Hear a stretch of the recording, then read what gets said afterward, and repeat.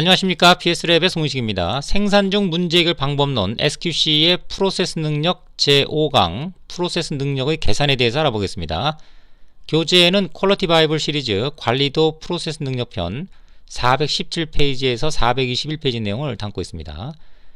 현업에서는 이제 공정 능력 이렇게 부르죠. 그런데 이제 본 강의 또는 교재에서는 이를 프로세스 능력이라고 그렇게 호칭하는 것으로 설명을 드린 바가 있습니다.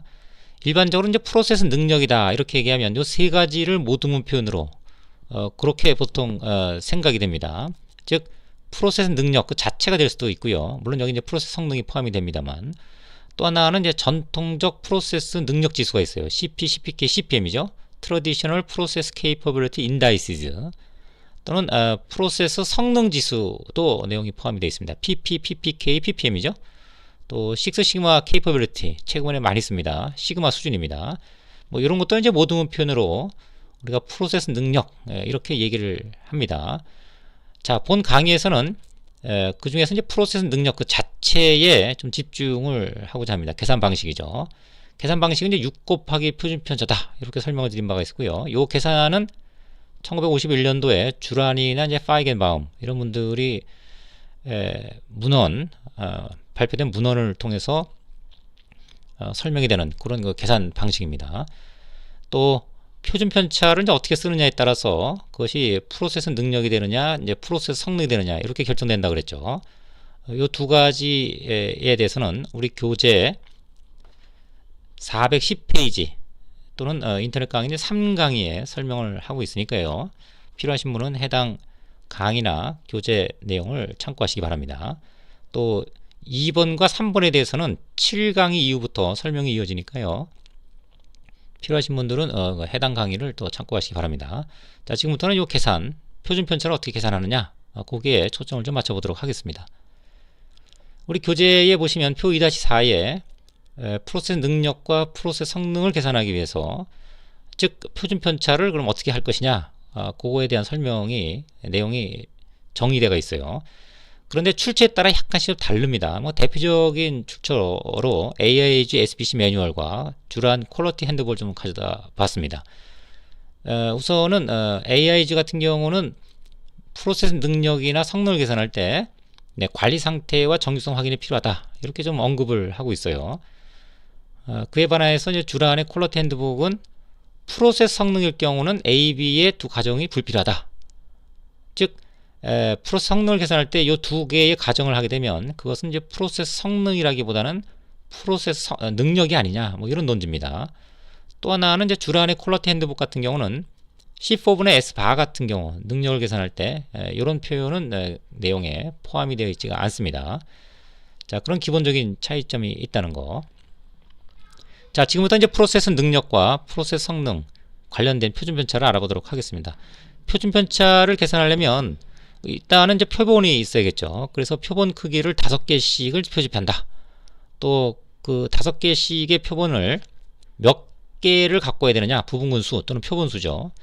출처에 따라서는 한 30개에서 40개 정도를 주문을 하고 있습니다. 예를 들면 5개씩 30개의 부분군수를 확보한다 그러면 총 데이터 수는 이제 150개가 되는 거죠.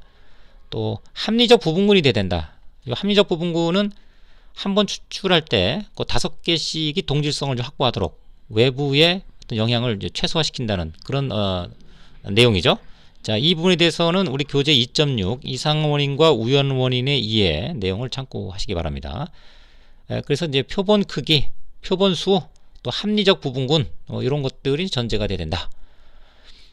자, 그로부터 이제 모 표준 편차를 이제 추정을 해야 되는데 표준 편차 추정하는 방식은 D2분의 알바와 C4분의 S바가 있습니다. 프로세스 능력을 계산할 때. 그래서 알바 같은 경우는 요 5개의 최대값과 최소값이죠. 범위, 레인지가 되겠습니다. 그 다음에 또 5개의 또 범위, 또 5개의 범위 이런 식으로 R이 범위가 총 30개가 확보가 되겠죠. 뭐 그것들을 이제 평균을 이렇게 내면 그것이 바로 D2분의 알바, 모 표준 편차를 추정하는 양이다. 또는 만약에 한 번 표본 크기가 표집할 때 5개가 아니라 10개다. 9개 이상일 경우 일반적으로 그럴 경우에는 각각의 어떤 R을 구하는 것이 아니라 범위를 구하는 것이 아니라 이제 표준 편차를 직접 각각 계산해서요. 그것들의 이제 평균을 이와 같이 계산한 그런 양을 이용을 하는 거죠. 여기서 D2나 C4 같은 경우는 이제 비편향 상수라 그래서 표본 크기에 따라 결정되는 상수입니다. 비편향 상수에 대해서는 우리 교재 이제 196페이지 보시면 표 1-17에 뭐 자세히 설명되어 있으니까요. 해당되는 표본 크기에 따라서 관련된 값을 갖다 쓰면 되겠죠. 자, 그에 반해서 프로세스 성능은 단순히 아까 그 5개씩 30개의 표본수가 있을 때 총 150개가 되겠죠. 그 150개라는 걸 그냥 퉁쳐서 이와 같이 부분으로 나누지 않고 계산된 표준 편차를 이용합니다. 그래서 우리가 일반적으로 알고 있는 그런 그 표준 편차 S라고 하는 값을 가지고 모 표준 편차를 추정을 하게 되고요. 결론적으로 이제 프로세스 능력은 6에다가 앞서 계산한 요 알바 또는 S바를 이용한 시그마를 가지고 6 곱하기 표준 편차를 통해서 프로세스 능력을 계산합니다. 프로세스 성능은 6 곱하기 역시 표준 편차 해서 현재 프로세스의 상태를 값으로 이제 진단을 확인을 하게 되는 거죠. 이렇게 보면 프로세스 능력이라고 하는 것은 부분군 내의 어떤 편차를 좀 활용하는 그런 면이 있고요. 프로세스 성능이라고 하는 것은 전체 데이터의 변동을 반영한 실질적인 어떤 성능이다. 뭐 이렇게 뭐 구분할 수가 있겠습니다. 자, 여기서 우리가 이제 알아야 될 부분이 바로 그 정규성 가정과 이제 관리 상태 이 부분인데요. 정규성 가정과 관리 상태라고 하는 부분을 강조해야 되는 이유가 있습니다. 그것은 이제 우리가 프로세스 능력이라고 하는 것을 계산을 할 때는 이 두 가지가 꼭 전제가 돼야 됩니다. 프로세스는 관리 상태가 돼야 되고 또 정기분포가 돼야 된다. 이런 상태에서 얻으신 것이 바로 그 프로세스 능력이다. 이렇게 프로세스 능력 자체에 대한 계산을 정의를 하고 있어요.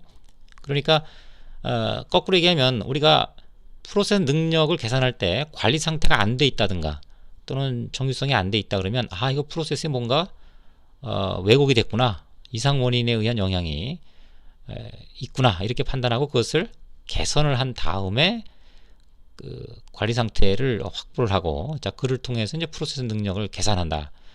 이런 순서가 올바른 순서란 얘기죠.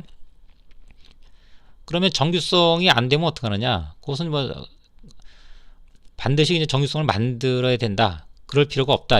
뭐 여러 가지 상황이 있을 겁니다. 만약에 정규성을 만들 필요가 없는데 또 현재 정규분포가 아니다 그러면 정규분포가 아닌 상태에서 표준 편차를 계산하는 방법이 있어요. 그런 방법을 이제 도입을 해야 되겠죠. 또 관리 상태인 경우는 일반적으로 그 규격과 이제 비교를 통해서 관리 상태가 됐다 그러면 CP나 CPK 이런 식의 계산 과정으로 넘어갈 수가 있겠죠. 자, 이 부분에 대해서는 우리 교재 421페이지 내용을 참고를 하시면 되겠습니다. 자, 그럼 프로세스 능력을 계산할 때 우리가 이제 고유 변동이다, 고유 변동이 돼야 된다, 그런 상태다 이렇게 이제 하나의 표현으로 설명을 하는데요. 그럼 고유 변동을 어떻게 얻느냐 이 내용에 우리가 또 초점을 좀 맞출 필요가 있습니다. 이 부분에 대해서는 이제 교재 420페이지를 보시면 표 2-5가 있어요. 고유 변동을 이제 만들어내는 거죠.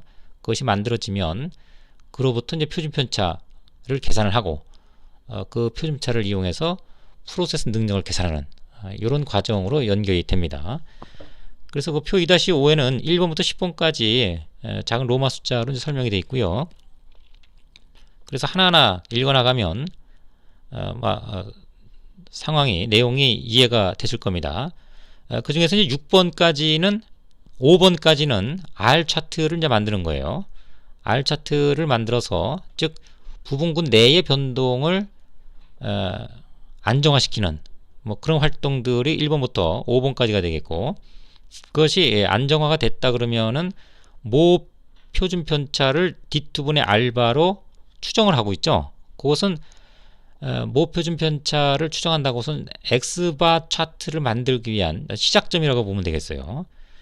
그리고 7번부터는 바로 규격의 중심에 평균이 있다 이렇게 가정을 하고 앞서 계산한 D2분의 알바를 이용해서 X바 차트를 이제 작성을 하는 거죠.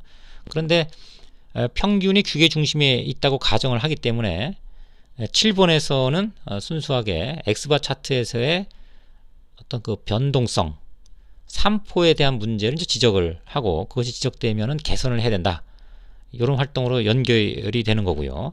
그 이후에 8번, 9번, 10번, 8번, 9번 같은 경우는 X바 차트에서 나타나는 여러 가지 그 이상 원인에 의한 변동, 뭐 그런 내용들을 이제 제거하는 활동을 언급을 하고 있습니다. 그것이 다 끝나면, 즉 R 차트에서의 변동성을 줄이고, 부분군 내의 변동성을 줄이고, 그 다음에 X바 차트에서의 이상 원인에 의한 그런 영향력을 최소화시키거나 제거시킨다 그러면, 나머지 이제 10번에서는 바로 그 X바 R 관리도의 운영 체계, 이제 어떻게 마련해서 지속적으로 관리할 거냐, 그것을 논의하는 그런 단계로 연결이 된다는 얘기입니다. 그래서 우리가 단순히 이제 프로세스 능력, 즉 6 곱하기 표준 편차다, 이렇게 이제 계산을 해서 그것을 활용하는 것보다는요, 프로세스의 현재의 운영 상태와 이것을 연결시켜서 지속적으로 개선해 가면서 프로세스 케이퍼빌리티를 확보하는 이런 내용의 과정으로 이해를 하는 것이 합리적이다. 왜냐하면 우리는 계산의 목적을 두는 것이 아니라 프로세스 관리의 목적을 두고 있다라고 하는 부분입니다. 네, 교재 내용과 본 강의를 참고하셔서 중요한 포인트, 프로세스를 개선하고 안정화시키는 쪽에 우리가 포커스를 맞춰야 된다는 점, 내용을 이해하시기 바랍니다. 자, 설명을 여기서 마치도록 하겠습니다. 수고하셨습니다.